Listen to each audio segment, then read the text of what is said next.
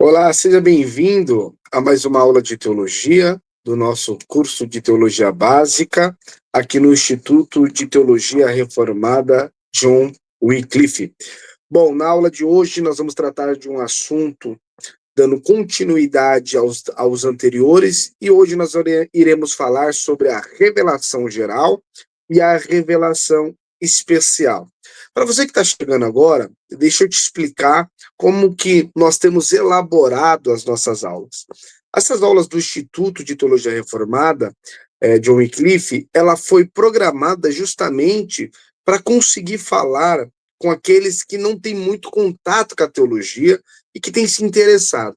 Então não repare, porque a ideia da aula é ser bem simples, clara e objetiva.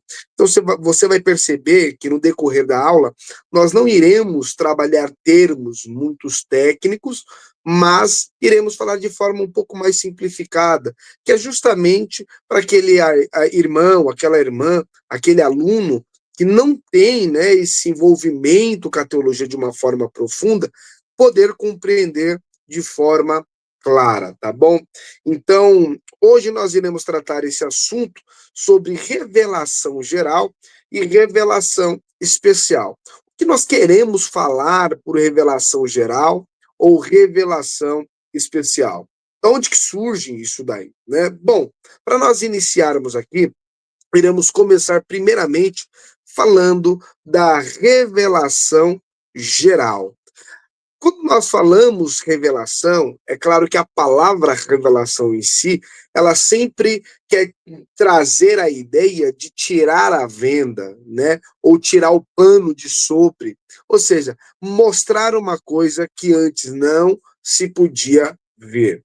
É fato de que Deus, ele se revela ao longo da história, e quando nós tratamos da revelação geral, dentro da perspectiva reformada, nós queremos dizer que a revelação geral refere-se à forma pela qual Deus se manifesta à humanidade por meio da criação e da ordem do mundo criado por ele.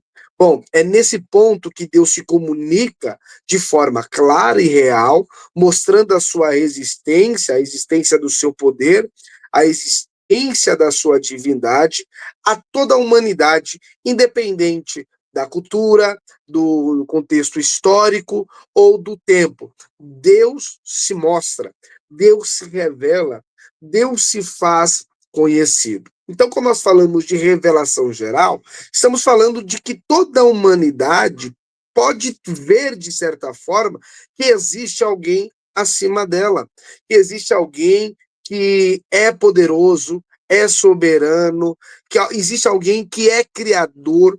Bom, para nós podermos ver isso, essa realidade, é só você olhar de uma forma antropológica para todas as culturas, você vai perceber que todas as culturas têm o senso da adoração. Todas as culturas se movem de certo aspecto, de certa forma, para adorar alguma coisa ou alguém. Agora, como que surge esse senso de adoração no homem? Como que o homem pode, então, mesmo sem contato com uma civilização, mesmo sem contato com uma influência externa, o homem, então, ele pode se voltar e ter o desejo de adorar a alguém ou a algo? Bom, isso aqui nós podemos dizer porque, de certa forma, Deus se revela, porém o pecado no ser humano acaba ofuscando essa revelação, de forma que o homem acaba suprimindo essa revelação e tornando aquilo que deveria ser para a glória de Deus em si mesmo, ou seja, ele traz para si mesmo e acaba criando os seus próprios deuses, né, e adorando as coisas segundo a sua concepção. Bom, e uma das formas pelo qual nós podemos ver que Deus se revela, é nítido ver que existe alguém acima de nós, é dentro da natureza. Quando você olha, por exemplo, para o Salmo 19, e a partir do verso 1 ao 4, você percebe que o Salmo vai nos dizer que o céu proclamam a glória de Deus e o firmamento anuncia as obras de suas mãos. Quando olhamos para o céu, olhamos para esse firmamento, para essa expansão do universo, como há algo tão grandioso assim, nós não podemos acreditar que isso é uma obra do caos, é uma obra do nada, né? Não, isso é uma obra de Deus. Por quê? Nós vemos tudo bem sincronizado, tudo dentro do seu lugar, tudo ocorrendo de forma cronogramada, bem feita, e somente alguém acima de nós, poderoso, onipotente, forte, poderia fazer algo tão extraordinário. Então, nós podemos olhar para a natureza e ver que, de fato, existe alguém maior, existe alguém que tem muito mais poder, alguém que é transcendental, está muito além de nós, que formou todas essas coisas, e é isso que nós chamamos de Criador, né? Que no nosso caso é o Deus Todo-Poderoso, o único e verdadeiro, aquele que criou todas as coisas. Porém, o pecado no ser humano faz com que essa visão, esse modo de compreender seja deturpado. É justamente o que Paulo aborda na sua epístola aos Romanos, no capítulo 1, versículo 20, quando ele fala que o homem, ao invés de adorar ao Criador, acabou adorando a própria criatura, formando deuses para si. No entanto, que quando nós vamos observar os 10 mandamentos, você percebe que Deus começa falando para o homem: não terás outros deuses diante de mim. Se você olhar Êxodo 20, você percebe claramente que Deus já inicia falando: vocês não vão fazer imagens, vocês não vão ter alguém além de mim. Por que que essa ordem, logo de cara, como um dos primeiros mandamentos? Justamente porque o homem tem a tendência, por conta do pecado nele, de formar deuses, de criar deuses, de ter uma mente fértil. E isso é um problema, porque nós não damos glória a Deus, mas acabamos dando glória à criatura. Por isso, o Senhor, ele já no seu primeiro mandamento, ele fala: não terás outros deuses diante de mim. Eu sou o Senhor que te tirei da terra do Egito, você não terá outros deuses diante de mim. Então, nós podemos perceber que o homem, de fato, de algum modo, ele tem esse senso de adoração, de buscar adorar, de buscar se curvar, de buscar alguém maior que ele mesmo. Porém, o pecado acaba fazendo que o homem faça isso de forma errada. Então, percebemos que é possível, de algum modo, olhar para a natureza e entender que existe alguém acima de nós. É possível você ver que há Deus. O problema, como nós já dissemos, é o pecado. Então, perceba bem que quando nós olhamos para os Salmos 19, do verso 1 ao 4, o texto nos diz que os céus, né, eles revelam a glória de Deus e o firmamento anuncia as obras de suas mãos. E Romanos, como o apóstolo Paulo bem nos ensina, mostra que o coração do homem é tão inclinado ao seu pecado, que mesmo tendo uma visão ofuscada, sabendo que há um poder maior do que ele mesmo, acaba então adorando a própria criação ou a própria criatura. Um outro aspecto que nós queremos trabalhar aqui também é a consciência e a razão. É possível perceber de alguma forma, porque o homem ele tem a capacidade de raciocinar, de pensar, perceber, né, uma ordem moral.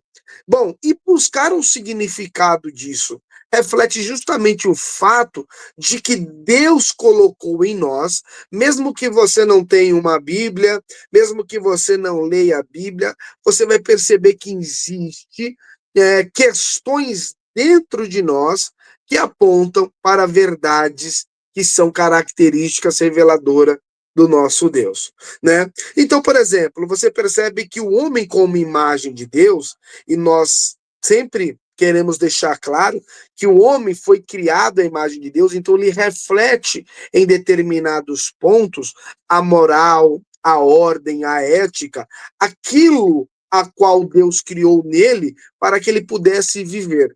Porém, o pecado afeta de forma destruidora, a ponto de que essa imagem agora, ela é uma imagem ofuscada.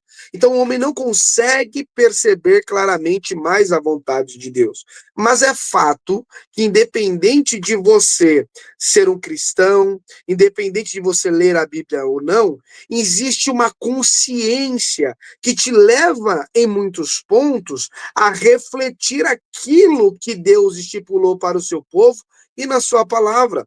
Você nunca, por exemplo, vai ensinar uma criança a mentir, mas a criança, ela acaba aprendendo a mentir. Mas chega um ponto que a criança aprende que é errado a mentir. Se você for até uma aldeia, se você é uma aldeia indígena, se você for até um ambiente isolado, onde tem uma comunidade isolada, onde tem uma tribo isolada, você vai perceber que eles vão expressar determinados pontos de moralidade que a civilização que estava além deles, que estava à parte deles, não os ensinou, mas que também pratica, e que aquele povo considerado talvez sem uma cultura, aquele povo considerado ignorante, praticam as mesmas práticas. Por exemplo, você pode ir a uma aldeia e perceber que naquela aldeia alguém vai dizer assim: mentir é errado aqui, não é bom mentir, roubar aqui é errado. Inclusive, muitas dessas aldeias têm penas seríssimas para quem rouba. Agora, quem ensinou esse homem, quem ensinou essa mulher que está isolado da sociedade, está em um ambiente onde a cultura ocidental não chegou lá, não mostrou para ele, não deu uma forma de civilização que nós temos, um padrão, e essas pessoas sabem que não podem roubar, sabem que não podem mentir, sabem que não devem adulterar. Quem ensinou para esses homens mais distantes, isolados no meio de matas e selvas, que eles não devem roubar? Quem foi que ensinou? Então, repare que existe em nós uma razão, uma consciência que mostra a lei de Deus. O apóstolo Paulo, ele nos ensina isso de forma clara, mostrando que Deus, ele cravou em nosso coração as obras que nós temos da lei. Então tem muita gente que, embora não conheça a lei, praticam obras da lei. Quando nós lemos a carta aos Romanos, capítulo 2, do versículo 12 ao 16, o texto nos diz assim: assim, todos os que pecaram sem lei, também sem lei perecerão. E todos os que pecaram sobre a lei serão julgados pela lei.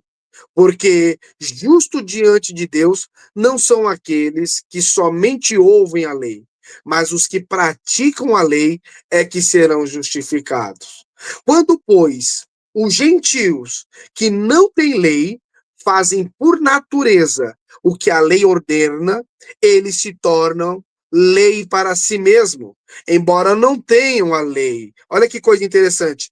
Estes mostram a obra da lei gravada no seu coração, o que é confirmado pela consciência deles e pelos seus pensamentos conflitantes, que às vezes os acusam e às vezes o defendem, no dia em que Deus, por meio de Cristo Jesus, julgar os segredos das pessoas de acordo com o Evangelho. Então, veja bem, às vezes você vai encontrar pessoas que não pertencem ao povo de Deus, não têm a Bíblia, não carregam a palavra, mas praticam obras que a palavra diz. É porque Deus cravou no coração do homem, deixou no coração do homem, na razão do homem, um rastro da sua existência, que existe alguém que padronizou o que é certo e o que é errado. Por isso que às vezes você vai em uma aldeia, você vai em lugares onde eles não conhecem o evangelho, e eles vão dizer para você: mentir é errado,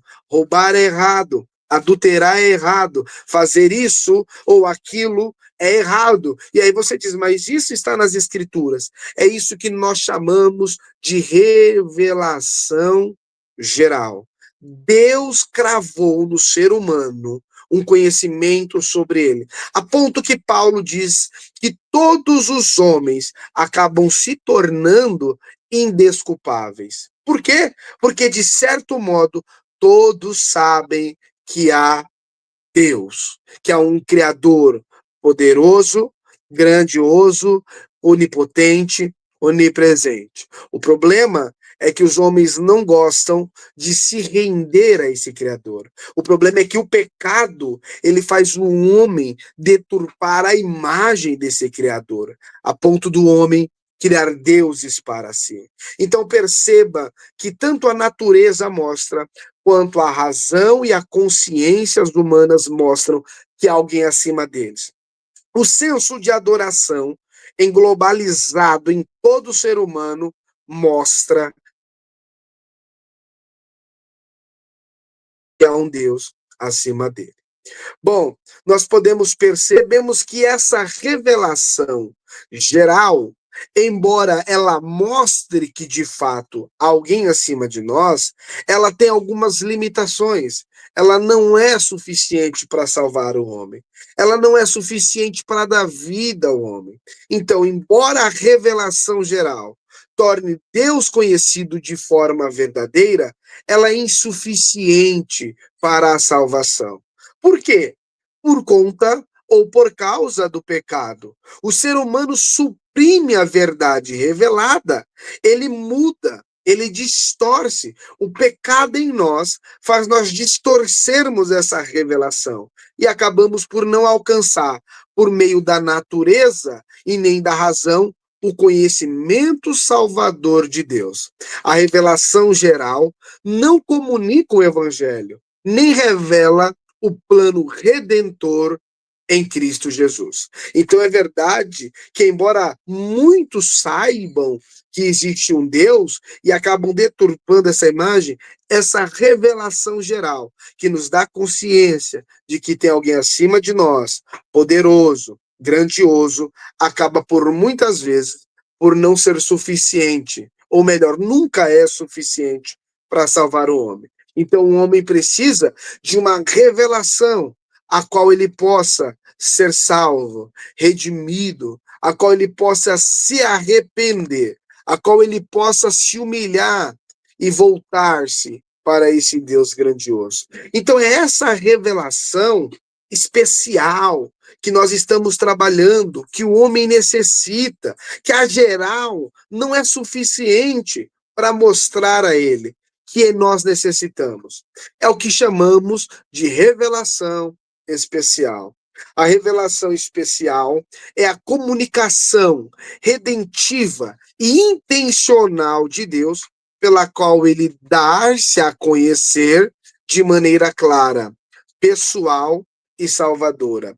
A grande questão é que quando nós olhamos para a revelação especial, é que Deus ele quer se apresentar, mas ele não quer apenas se apresentar, ele quer se apresentar de uma maneira salvadora, redentora, de uma maneira na qual ele possa salvar o ser humano. Essa revelação, de fato e de verdade, é necessária para que o ser humano conheça a verdade de Deus, o caminho da salvação e o caráter redentor do Senhor. Somente pela revelação especial o homem vai conseguir alcançar esses parâmetros. Bom, as principais formas de revelação especial incluem as escrituras sagradas. É nas sagradas escrituras que você vai encontrar vida, salvação. É nas sagradas escrituras que você vai encontrar a direção. Isso é muito importante. O homem conhecer as sagradas escrituras. A Bíblia é a forma normativa e suficiente da revelação especial, inspirada por Deus e plenamente confiável para a fé e prática cristã. É através da palavra de Deus que nós encontramos uma forma clara desse conhecimento de Deus. Inclusive, o apóstolo Paulo, ao escrever a segunda carta para Timóteo, no capítulo 3, versículo 16 e 17, ele diz: toda a escritura é inspirada por Deus, é útil para ensinar, para corrigir, para repreender, para ensinar, para instruir, que o homem seja perfeito e perfeitamente habilitado para toda boa obra. Deixa eu tomar uma água. Bom, voltando aqui, é nas Sagradas Escrituras que então nós percebemos a revelação de Deus. As Sagradas Escrituras, para o cristão, deve ser não apenas um livro comum, mas ele deve olhar como no livro na qual Deus se revela. Então nós podemos observar que as Sagradas Escrituras, que hoje para nós é tão importante, que mostra quem é Jesus, o que ele veio fazer e por que Jesus é tão importante para nós. É através das Sagradas Escrituras que Deus escolheu e se revelando e apontando de que o Messias, ele viria. Quando chegamos nas Sagradas Escrituras e podemos observar o Filho de Deus, Jesus Cristo, o próprio Deus encarnado, nós percebemos que aqui é o ápice dessa revelação. É em Jesus Cristo que Deus se revela. Jesus Cristo, Cristo é a palavra de Deus, é o Verbo encarnado. Bom, Jesus que se fez carne, e nós podemos ver isso claramente no Evangelho de João, no capítulo 1 e no versículo 1, quando o texto diz: e no princípio era a palavra, e a palavra estava com Deus, e a palavra era Deus. Então perceba uma coisa: Jesus Cristo é a palavra de Deus. Quando nós olhamos para as Sagradas Escrituras, nós estamos vendo ela revelando o próprio Cristo. É por isso que é importantíssimo olhar para as Sagradas Escrituras, porque ela é quem revela o próprio Cristo. Nós observamos em Hebreus, capítulo 1, do versículo 1 ao 3, onde o texto nos diz que Deus falou de várias formas, pelos pais aos filhos, mas decidiu nos falar nesses últimos dias pelo seu Filho Jesus Cristo. Então, Cristo é a expressão máxima da revelação de Deus. Você não pode conhecer a Deus para uma vida salva, para uma vida salvífica, sem conhecer Cristo. Mas não dá para conhecer Cristo sem olhar para as Escrituras Sagradas. O problema que nós enfrentamos hoje é que existe muitas pessoas falando de Jesus. Porém, muitas pessoas falam de um Jesus fictício, imaginário, um Jesus da história, não da história revelada pela Sagrada Escritura, mas um Jesus que alguém imagina que seja assim, e assim fala. Não, você precisa do Jesus apresentado pelas Sagradas Escrituras. É esse Jesus que vai te salvar, é esse Jesus que vai mudar a sua vida. Então, observe, é importantíssimo olhar para as Sagradas Escrituras, olhar para Jesus, porque é de lá que virá a revelação salvadora de Deus. É em Jesus que nós temos salvação. O próprio Jesus, ele disse: olhai para as Sagradas Escrituras, aplicai ela, porque são elas que de mim testificam. É a palavra que testifica sobre Cristo. Não dá para ter um Jesus sem as Escrituras. Então, tanto a palavra quanto o próprio Cristo, eles estão ligados, porque a palavra é quem revela Cristo. Então, por isso que é muito importante eu dizer para você aqui, que para o cristão, a palavra de Deus é muito importante. É triste que nesses últimos dias, muitos cristãos desprezem a Bíblia, não leem a Bíblia, não se acheguem à Bíblia. Nós devemos claramente se voltar às Sagradas Escrituras. Então, você quer, meu irmão, Você quer, minha irmã, conhecer Jesus? Leia as Sagradas Escrituras. Você quer se relacionar com Deus? Se relacione pela Sagrada Escritura. Esse é um dos slogans da reforma. Sola Escritura. Somente as Escrituras. Então, nós podemos perceber que a revelação especial, ela apresenta a vontade de Deus salvadora para a humanidade. Então nós observamos esses atos redentivos na história, percebemos através da Bíblia Sagrada como Deus foi agindo na história da humanidade, como Deus veio agindo de uma forma redentiva. Os atos de Deus na história da redenção, como os milagres, a cruz, a ressurreição de Cristo, fazem parte da revelação especial, sendo interpretado e preservada de forma infalível nas Sagradas Escrituras. É necessário voltar às Sagradas Escrituras. Então perceba que uma revelação, ela diz que existe, mas ela não diz como ser salvo. Já a outra, ela não apenas diz que existe, ela diz que existe e diz como ser salvo. Você precisa da palavra de Deus. Nós precisamos da palavra de Deus. Bom, a revelação é absolutamente essencial para a fé cristã, pois somente por meio dela, o ser humano pode conhecer a Deus como Salvador, compreender o Evangelho e viver em obediência à sua vontade. Ela fornece os fundamentos objetivos da fé, da ética cristã e da esperança da redenção. Então é importante nós fazermos essa distinção entre o que é revelação geral e o que é revelação especial. Revelação geral é quando eu olho para a natureza, quando eu olho para a anatomia e digo, isso aqui é tão perfeito, isso aqui é tão belo, que somente alguém grandioso, poderoso, pode fazer algo tão belo assim. Mas o pecado acaba corrompendo essa minha visão, a ponto de eu não dar a glória que é devida exclusivamente a Deus. Eu acabo distorcendo essa revelação. Já a revelação especial, ela me apresenta não somente a existência, mas como esse Deus quer me salvar. Como esse Deus quer que eu me relacione com ele.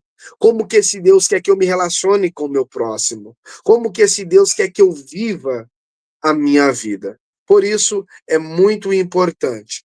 Então, nós podemos olhar de certo modo e ver uma relação entre a revelação geral e a revelação especial.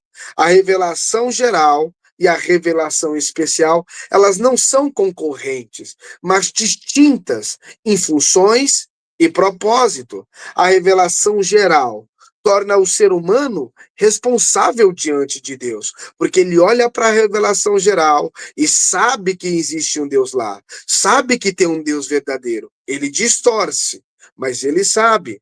Já a revelação especial, ela tem como propósito salvar o homem do seu pecado, mostrar para o homem o caminho que Deus quer que ele trilhe. Então, a revelação especial, ela não tem apenas a ideia de tornar um homem desculpável. Ela quer salvar esse homem. Então, existe essa revelação. Não é uma competição, mas Deus coloca a sua lei. Deus revela-se ao homem para que o homem veja o seu estado natural. E quando o homem percebe o seu estado de pecaminosidade natural, ele recorre àquilo que aconteceu com Isaías. Ai de mim, que sou um pecador, e os meus olhos viram a Deus. Ele é transformado, ele é moldado, ele muda o pensamento dele, é regenerado. É isso que acontece quando o homem encontra a revelação especial. O pecador abandona o seu pecado, Ele não tem mais prazer no pecado, ele não tem mais prazer nesse mundo, ou melhor, nas coisas pecaminosas desse mundo. Quando o homem, ele encontra revelação especial, ele lê as Sagradas Escrituras, encontra o Cristo das Escrituras, ele é moldado. Ele diz assim: eu não posso mais viver do jeito que eu vivia. Ele perde o prazer no pecado, porque a revelação especial tem o objetivo de salvar, de redimir, de trazer o homem para próximo de Deus. E aonde que eu tenho essa revelação? Somente nas Sagradas Escrituras e somente em Cristo Jesus. Não há outro meio pela qual o homem possa encontrar a salvação se não for por Cristo. Cristo revelado através da sua palavra. Por isso, na perspectiva reformada, a revelação geral não prepara o coração de forma positiva para a salvação, mas demonstra a necessidade da revelação especial. Somente a palavra de Deus, acompanhada da ação regeneradora do Espírito Santo, pode conduzir o pecador ao verdadeiro conhecimento salvador de Deus. Por isso, eu quero te fazer um convite, meu aluno. Eu quero te fazer um convite, meu irmão, que está assistindo essa aula. Leia as Sagradas Escrituras. Peça para que Deus se revele salvadoramente na sua vida. Se você ainda não teve essa sensação, busque a Deus. Peça que Deus se revele a você. Peça para que Deus se mostre a você, para que você o conheça, não apenas como hoje é apresentada em lugares a ideia de um Deus milagroso, a ideia de um Deus mordomo, aonde ele te serve, aonde ele faz tudo o que você quer. Peça para conhecer o Deus que salva, o Cristo que redime, o Cristo que nos justifica. Você encontrará isso nas Sagradas Escrituras. Leia as Sagradas Escrituras e peça para que o Espírito Santo ilumine a sua mente, ilumine o seu coração, ilumine o seu ser, para que você tenha esse encontro maravilhoso com a revelação especial de Deus. Porém, isso nós podemos concluir dizendo da seguinte maneira: a distinção entre a revelação geral e a revelação especial é fundamental para a teologia cristã, principalmente na perspectiva reformada. Ambas procedem do mesmo Deus e revelam verdades reais, porém possuem finalidades diferentes. A revelação geral manifesta a glória e o poder de Deus, tornando o ser humano indesculpável, porque é impossível viver diante de tamanha majestade, grandeza, e o seu coração, de certo modo, por mais que ainda seja endurecido pelo pecado, não dizer assim: existe um Deus grande e poderoso. O problema é que o pecado, ele endurece esse coração, ele faz com que nós não demos glória a Deus. Mas é impossível viver neste planeta, olhar para essa natureza, olhar para toda a criação de Deus e não dizer que há um Deus forte, poderoso, criador de todas as coisas. É o coração do homem que endurece. Então a revelação geral, ela torna o homem indesculpável. Não tem como se dizer assim: eu não sabia, porque foi claro, Deus se revelou de maneira nítida, dá para ver o seu poder, dá para ver a sua graça. Já a revelação especial, ela revela o evangelho da graça, ela revela a palavra de Deus, ela revela esse Deus que nos conduz à salvação em Cristo. Assim, nós podemos dizer: a plena compreensão da vontade de Deus e do seu plano redentor encontram-se somente na revelação especial registrada nas Sagradas Escrituras. Eu espero que esta aula tenha ficado clara para você e que você possa observar a diferença da revelação geral e da revelação especial. A revelação geral, embora manifeste o poder e a glória de Deus, não é como a revelação geral, especial, que tem o propósito de mostrar como um homem ser salvo. Então, se você percebeu que há um Deus grande, talvez esse seja o momento de você orar e dizer: Deus, revela-me de forma especial, através da sua palavra, o seu Filho Jesus Cristo, para que eu possa crer, para que eu possa receber a tua salvação. Que Deus abençoe sua vida. Talvez nessa aula você diga assim: nossa, o professor hoje falou de forma mais energética, mas isso é porque não tem como não falar da grandeza desse Deus e não falar de forma energética. Eu quero que você, meu amigo, irmão, minha irmã, meu aluno, que você busque a Deus e conheça o Senhor revelado nas Sagradas Escrituras. Deus te abençoe. Até a próxima aula, se assim o nosso Deus nos permitir. Essa aula será gravada, estará no nosso canal no YouTube.